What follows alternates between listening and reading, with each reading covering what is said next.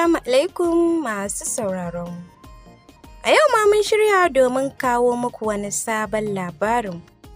Mai taken Zalincin Aminiya, mallakar Maryam M. Idris.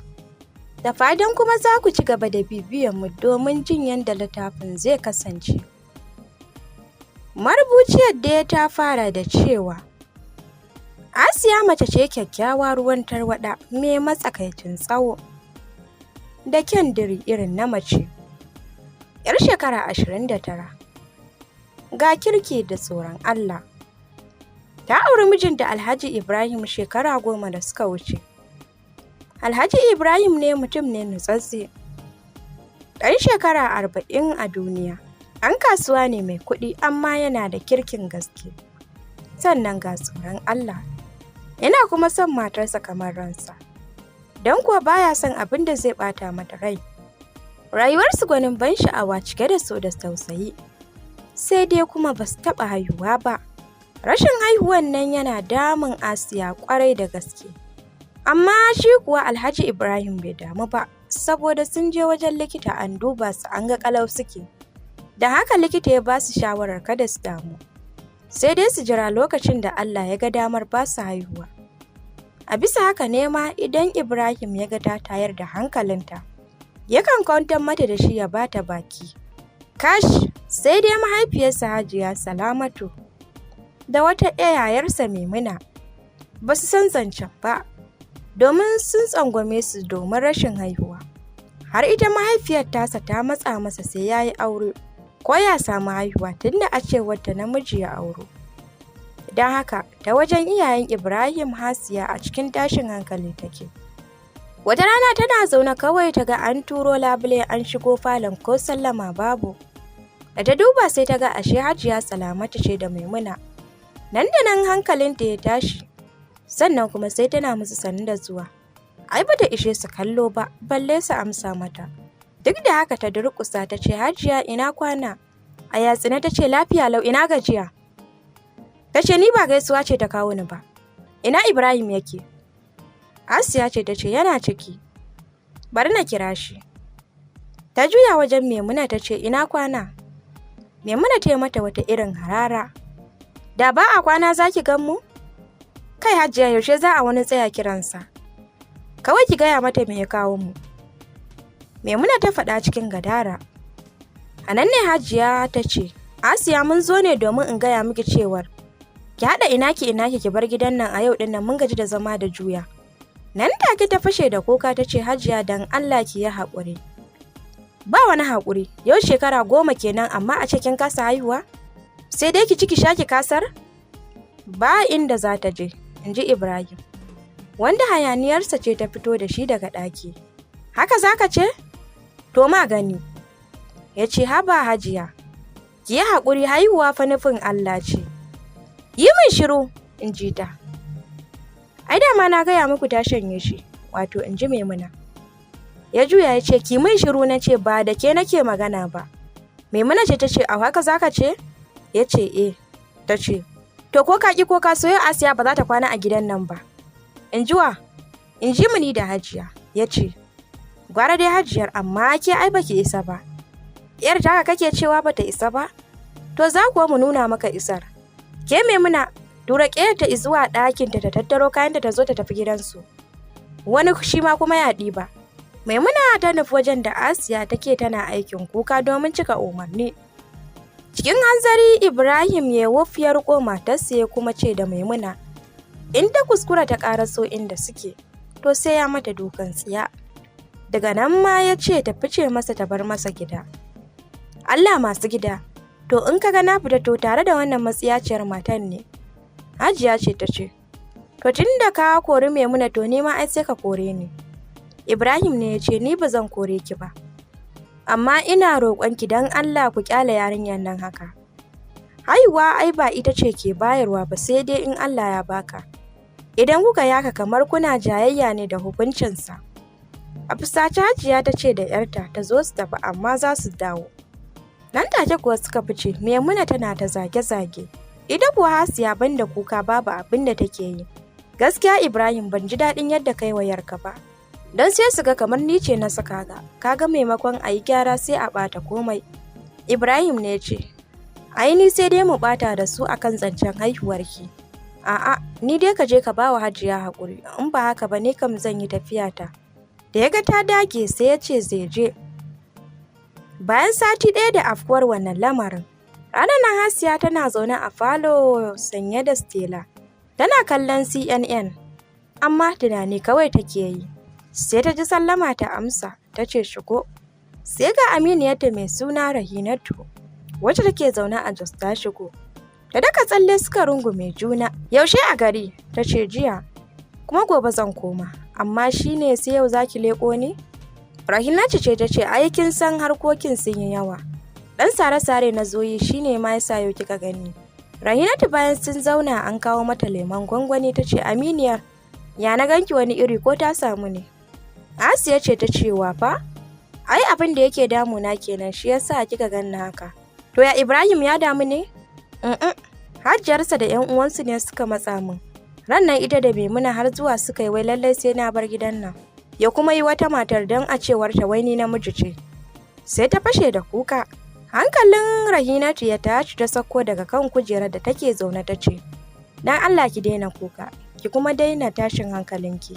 Kin san baki da iko akan hukuncin Allah. Na haka sai dai ki ta addu'a don kuwa Allah maji roƙon bawansa ne. Duk da irin maganganun da mutane suke gaya mata, sai Asiya ta ga kamar ta kasa ne. Kullum tunaninta shine yadda za ta sama wa mijinta ɗa, don ko ba komai ya samu mai gadonsa nan gaba, tare da yi musu addu'a idan sun mutu.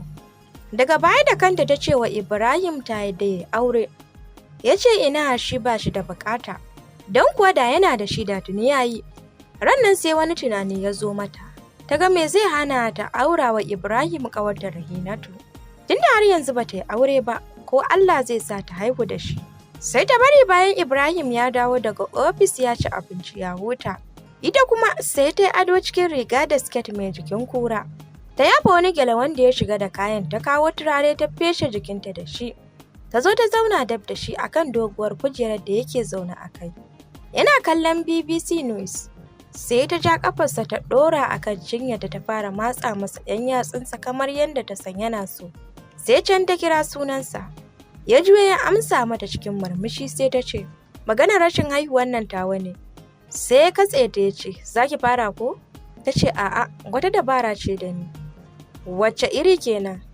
Ta ce me zai hana ka auri Rahinatu? Ya ce tsaya, wacce Rahinatu? Rahinatu tawa, ta ba shi amsa. Nan sai ya janye kafarsa ya ce dakata mu. Sai ta ce a'a, sai ka tsaya ka ji me zan ce. Ya ce to ci gaba. Amma fa fuskarsa a tsuke. To abin da yasa na ce ka aure ta shine, ka gani har yanzu ban haihu ba, kuma iyayenka sun matsa da ka yi aure ko Allah zai saka ka haihu. To da ka auro wacce ban sani ba, ai gara ka auro wacce na sani, wadda kuma na tabbata za mu yi zaman lafiya. Kuma ko da Allah ya baku haihuwa, za ta zama tamkar ni na haifa, don kuwa babu bambanci a tsakaninmu. A nan ta nisa ta yi shiru, sai ya tashi tsaye ya ce kin gama? Ta ce eh. Sai ya ce to ba zai yiwu ba. Kawai sai ya sa kai ya fice. Ranar kuwa ɗaki suka raba, wanda a da a ɗakinsa suke kwana. Dan idan ba baƙi suka yi ba, ba za ta taɓa kwana a ɗaki daban ba. Don komanta yana ɗakinsa, ba ta shiga ɗakinta sai dai don shara, ko ta kai baƙin da bai kamata ta bar su a falo ba. Saboda haka ranar a falo akan doguwar kujera ya kwana. Da safe ta haɗa masa breakfast ɗinsa na soyayyen dankali da ƙwai, tare da shayi wanda aka tafasa da kanumfari da citta, don baya shan shayi da madara. Ita kuma ta fesa wanka sanye da doguwar riga 'yar maka, ta sha turare humra. Tana zuwa za ta same shi sai ta tarar da shi ya shiga wanka a ɗakin saukar baƙi. Ya fesa wankansa ya shiga ɗakinsa ya shirya cikin fararen shadda, wato miro, da fararen takalma da farar hula. Bayan ya gama sai ya ɗauko briefcase ɗinsa ya zo ya fita ba tare da ya kalli dining ɗin ba, balle ya san me aka shirya masa. Tana ganin haka sai ta yi sauri ta je ta tara ƙofa yadda ba zai fita ba. Ta durƙusa har ƙasa, idanuwanta cike da ƙwalla ta ce, kar ka yi min haka don Allah Ibrahim. Da wanne zan je? Kuma komai na shirya ne ai don ƙaruwarmu ne. Sai ta fashe da kuka, nan hankalin shi ya tashi ya zago ya ce, in dai tana so su shirya to kar ta ƙare masa wannan maganar. Duk matan da ke garin nan ki rasa wacce za ki ce in aura sai Aminiyarki? Sai ta ce, to shi kenan zancen ya wuce mu je ka ci abinci. In kuma ba haka ba, ni ma ba zan ci nawa ba. Ya ce to, ya je ya ci ya take cikinsa, sai da ce kar ya manta ya turo mata Bala direba don yau take da ganin likita. Sai ya ce a'a, su je ya ajiye ta da kanshi. In ya so ya aiko Bala direban ya ɗauke ta, ta ce to. Fita suka yi ya ajiye ta a asibitin da suke zuwa, wato RD Clinic wanda na Dr. Hamza ne.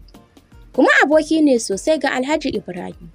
Ya shahara ne a fannin mata da abubuwan da ke damunsu. Ya shigo suka gaisa da Dr. Hamza sannan ya fito ya nufi ofis ɗinsa. Bayan sun gaggaisa, Dr. Hamza ya ɗauko maganin da yake bata tana amfani da shi ya bata sai ta ki karɓa ta ce, ita abin da ya kawo ta wani abu ne daban. Nan take ta gaya masa shawarar da ta yanke. Ya ce kar ta fara, ta ce don me? Ya ce saboda kar ta zo ta yi abin da zai dame ta nan gaba. Kuma ya aka yi ta san za su yi zaman lafiya ita da ƙawar tata.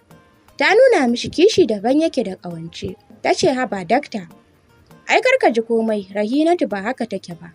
Ya ta ba da misalai, inda har in ƙawaye sun tsinci kansu a matsayin kishiyoyi to a ƙarshe maƙiya suke zama. Amma ta kafe akan hakan ba zai faru a tsakaninta da aminiyarta ba, ya ce to Allah ya taimaka, ta ce amin. Daga nan sai ta zarce gidan iyayenta, inda ta tarar da mahaifinta Alhaji Auwalu ya riga ya tafi wurin sana'arsa. Sai hajiyarta Hajiya Rabi'atu ta samu. Sai mahaifiyarta Hajiya Rabi ta samu. Bayan sun gaisa ta tambaye ta ina ƙannanta su Jamila, Husaini da Baffa, aka ce mata duk suna makaranta. Nan ta gaya wa hajiyar tata abin da take niyyar yi. Hajiyar ce ta ce kar ki fara Asiya. Kar ki ga yanzu kamar kwalashi hanjin juna ke da Rahina. Saboda ƙauna da su. Amma da zarar kishi ya haɗa ku labari zai canza. Ta ce haba Hajiya, kin fa san Rahina ita da halayyarta. Kuma kamar ya take a gurinku tunda 'yar abokin Alhaji ce. Kuma tunda ya rasu take gidan nan. Har sai yanzu da ta koma Jos wurin 'yan uwan babarta. Don haka nake ganin in Allah ya yarda babu abin da zai faru. Hajiyan ce ta ce to Allah ya sa, amma zuciyata bata kwanta da wannan shawarar ba. Ta ce bara dai na zo na tafi gida in ɗora abinci kafin Ibrahim ya dawo. Hajiya kuna da daddawa? Da kuka ki ban? Dan nawa duk sun ƙare. Kuma kin ga kin ɓata ni ba na iya siyan na kasuwa. Dariya Hajiyar ta ce ki gaya wa uwa ni. Ta ɗiba miki a namu kafin a kawo daga ƙauye in siya miki. Ta ce to. Bayan ta dawo gida da la'asar ta shiga kicin domin yi wa mai gida abinci. Sai ta shirya masa tuwon alkama miyar kuɓewa ɗanya tare da ogono a ciki. Sannan ta yi masa lemon kwakwa ta sa a firij don ya sanyi. Sannan ta je ta yi wanka ta kawo doguwar rigar atamfa mai launin kore ta sanya. Tare da takalmi kore mara tsini. Ta shafa madarar turaren bakur. Ta je ta kame tana jiran isowarsa. Tana zaune tana jan carbi tana ta istighfari domin addu'ar istighfari ga mai neman haihuwa. Karɓaɓɓiya ce wajen samun haihuwar. Can sai ta ji tsayuwar motarsa. Ta tashi bayan ta cika addu'ar tata da salatin annabi, ta je ta tarbe shi da fara'arta da komai. Duk da gajiyar da yake ji, amma da ya kalle ta sai ya ji wani daɗi a ransa. Ya ce a ransa, oh Allah na gode ma. Da a ce irin ƙazaman matan nan na samu da ban san yadda zan ba. Bayan ya huta ya tashi ya shiga ɗaki ya yi wanka ya alwala. Yana ɗauke da carbi ya fito falo ya zauna yana jiran ai kiran sallah ya tafi masallaci. Sai waya ta yi ƙara, ya sa hannu ya ɗauka. Bayan sun gaisa da mai wayan ne sai ya miƙa wa Hasiya a kan wayar ya ce, Rahina ce. Ta karɓi wayar da sauri suka gaisa, a nan take gaya mata cewar kawunta ne wanda take zaune a gidansa ya rasu. A nan Asiya ta yi mata gaisuwa ta kuma tabbatar mata da zuwa gaisuwa. Bayan ta ajiye wayar ne ta gaya wa Ibrahim abin da ya faru. Sai ya ce ai sai ta shirya nan da jibi ta je gaisuwa, sai ta ce to hakan ma kuwa yayi. To masu sauraro, duka-duka a nan za mu dakata, sai mun ƙara saduwa da ku a shiri na gaba.